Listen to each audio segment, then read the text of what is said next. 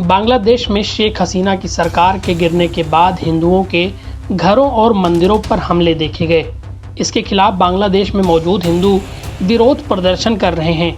वहीं अमेरिका में भी हिंदुओं की ओर से आवाज़ बुलंद होने लगी है।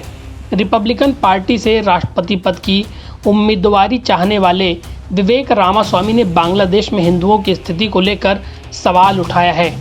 एक्स पर एक लंबे पोस्ट में कहा कि बांग्लादेश का कोटा सिस्टम, जो मूल रूप से 1971 के युद्ध के दौरान हुए बलात्कार और हिंसा के अन्याय को ठीक करने के लिए बनाया गया था, उसी ने अब 2024 में बलात्कार और हिंसा की नई घटनाओं को जन्म दिया है।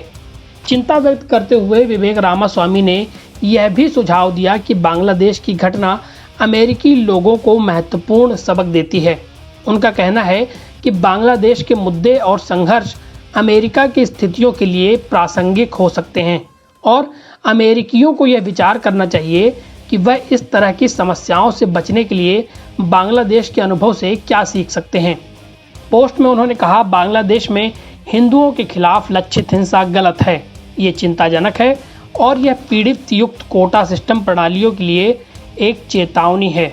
उन्होंने आगे लिखा, आइए जाने यहाँ क्या हुआ।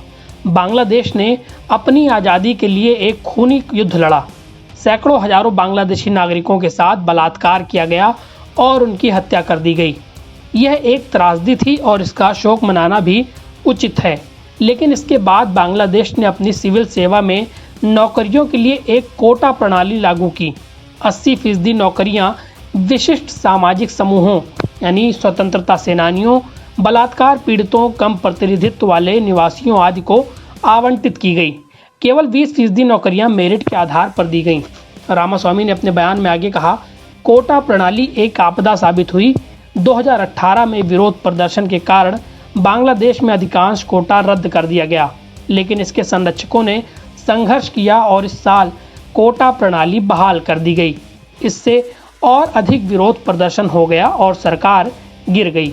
एक बार अराजकता शुरू हो जाए तो उसे आसानी से नहीं रोका जा सकता। कट्टरपंथी अब हिंदू अल्पसंख्यकों को निशाना बना रहे हैं। 1971 के बलात्कार और हिंसा की गलतियों को सुधारने के लिए बनाया गया कोटा सिस्टम अब 2024 में बलात्कार और हिंसा को जन्म दे रहा है। उन्होंने कहा कि बांग्लादेश को देखकर यह सोचना मुश्किल नहीं है कि हम यहीं घर पर क्या सबक सीखेंगे। NBT ऑनलाइन की रिपोर्ट।